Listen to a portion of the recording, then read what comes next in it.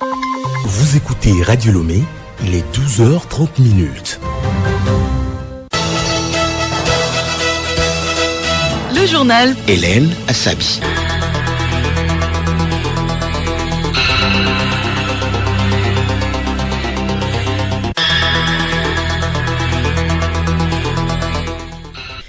Mesdames et messieurs, bonjour.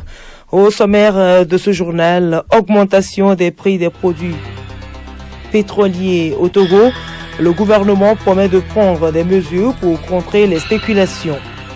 Opérationnalisation du cadre national pour les services climatologiques du Togo. La Direction générale de la météorologie nationale se dote d'un document de stratégie de communication. Invasion de l'Ukraine par la Russie, Moscou a fait volte-face et déclaré ne rien voir de prometteur dans les négociations de la veille avec Kiev à Istanbul. Et puis en football, Coupe de l'indépendance du Togo, la compétition est à l'étape des demi-finales ce mercredi, pendant que AS Togo sera aux prises avec ASK, ASCO défiera Étoile Filante.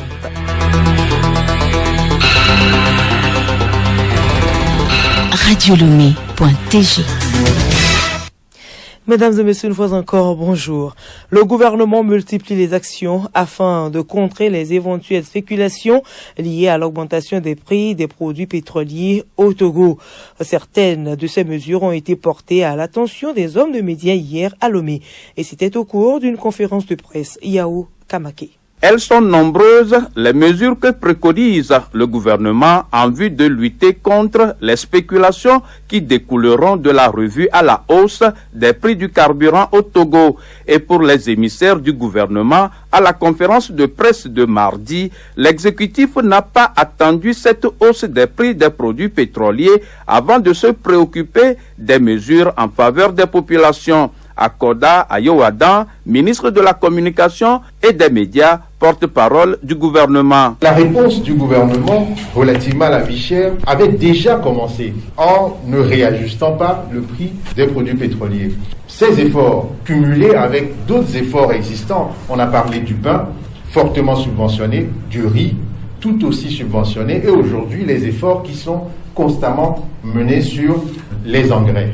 Nous organisons cette conférence de presse et il y aura une autre sur le même format très bientôt pour annoncer les mesures d'amortissement que le gouvernement souhaite mettre sur la table pour accompagner ce réajustement du prix des produits pétroliers, parce qu'on le sait mécaniquement, après cette annonce, l'on va certainement observer ici et là une augmentation du prix de certaines denrées. Une mesure forte est déjà en cours d'opérationnalisation, c'est le plafonnement et la surveillance accrue des marchés. Les mécanismes d'amortissement des effets de l'inflation préconisés par le gouvernement touchent pratiquement tous les secteurs, comme celui des transporteurs qui vont voir leurs taxes sur les véhicules à moteur TVM diminuer. Afo Atchadeji, ministre en charge des transports. Aujourd'hui, la TVM sera revue pour les transports de personnes et de marchandises. Et ça, c'est dans la semaine même, je peux dire. Donc, pour soulager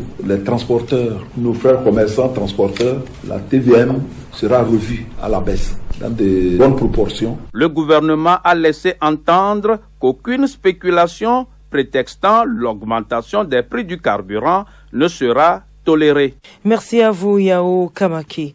La Direction générale de la météorologie nationale organise un atelier de validation de stratégie de communication depuis ce matin à Lomé.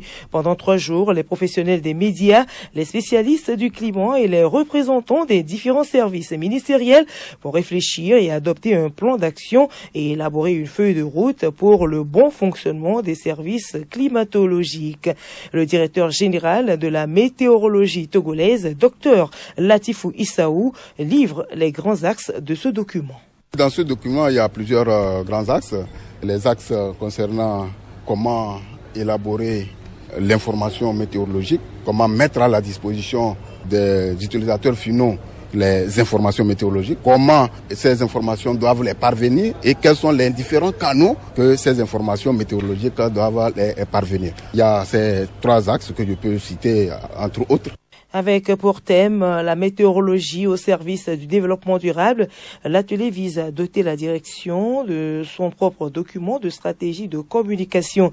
Michel Tindano, représentant du ministère des Transports routiers, aériens et ferroviaires. La Direction générale de la météorologie nationale s'est renforcée en se dotant d'équipements et en aménageant plus de stations de recueil, de collecte des informations météorologiques et climatiques. Ces données sont traitées, ce qui a permis à la Direction générale de la météorologie nationale de pouvoir formaliser des prévisions beaucoup plus fiables. Malheureusement, on a fait le diagnostic que toutes ces informations ne sont pas assez ventilées auprès de tous les secteurs à temps réel. Et surtout, nos très vives populations du secteur agricole qui sont sur les territoires ruraux et qui nous nourrissent tous. Le diagnostic ayant été posé, on a pris la décision pour mettre en place un cadre stratégique de communication afin de définir les différents canaux communicationnels à l'endroit de tous ces secteurs précités.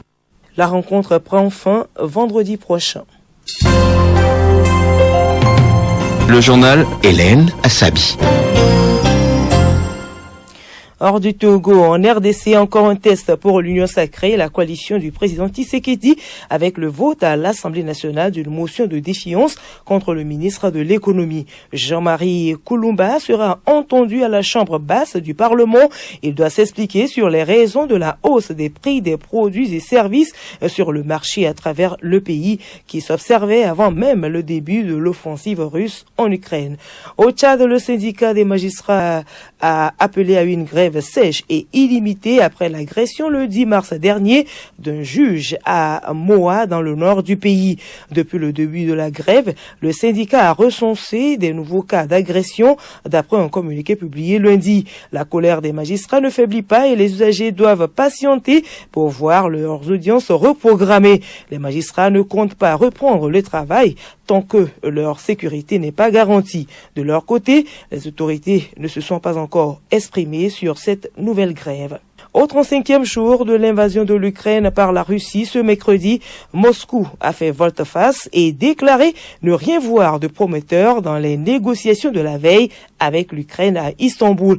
Les bombardements continuent donc. Rappelons qu'hier, Moscou avait qualifié les négociations de significatives et s'était même engagé à réduire radicalement son activité militaire dans les régions de Kiev et Tcherniv.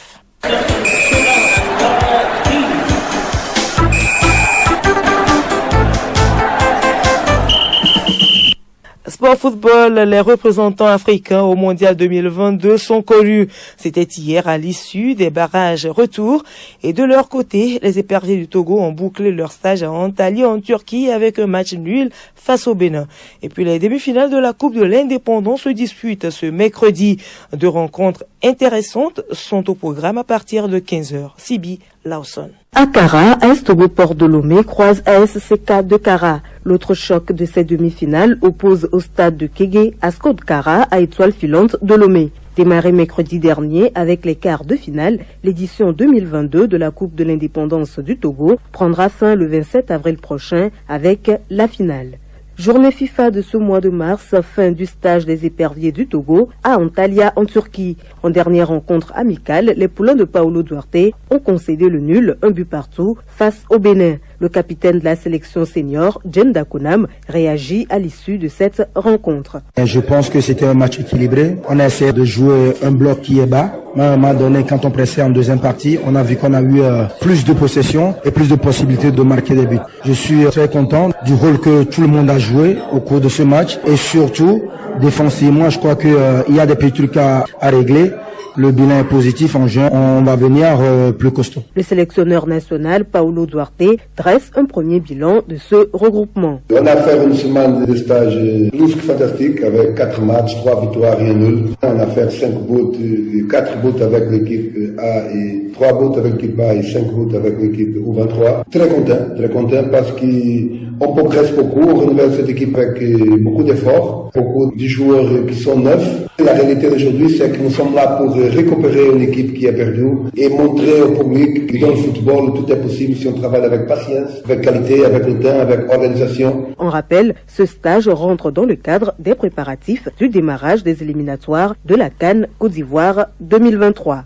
Coupe du monde Qatar 2022, l'Afrique sera représentée par le Ghana, le Sénégal, le Maroc, la Tunisie et le Cameroun. Ces 5 pays ont validé leur ticket hier à l'issue des matchs retour des barrages. Battus à l'aller 1-0, Choupo-Moting et Karl Toko Ekambi envoient le Cameroun au Qatar aux dépens de l'Algérie. Le Ghana, malgré le nul 1 but partout contre le Nigeria, se qualifie. Le Maroc n'a laissé aucune chance à la RDC, battu 4-1, 1 but partout à l'aller. Nul 0 partout entre Tunisiens et Maliens, la Tunisie l'avait emporté 1-0 à l'aller. Puis jusqu'au bout du suspense, le Sénégal est allé chercher sa qualification. Défait à l'aller 0-1 par les pharaons d'Égypte, les Lions de la Teranga ont surclassé leur adversaire au tir au but 3-1, temps réglementaire 1-0 pour le Sénégal.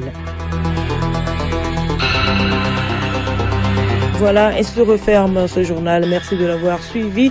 Le rappel des titres. Augmentation des prix des produits pétroliers au Togo. Le gouvernement promet de prendre des mesures pour contrer les spéculations. Opérationnalisation du cadre national pour les services climatologiques du Togo.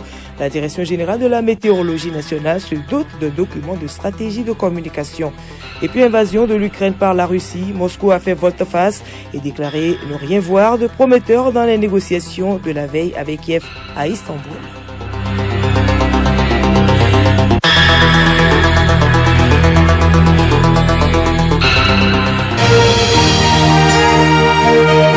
Radio Lomé, boîte postale 434, email radiolomé@radiolomé.tg. radiolomé.tg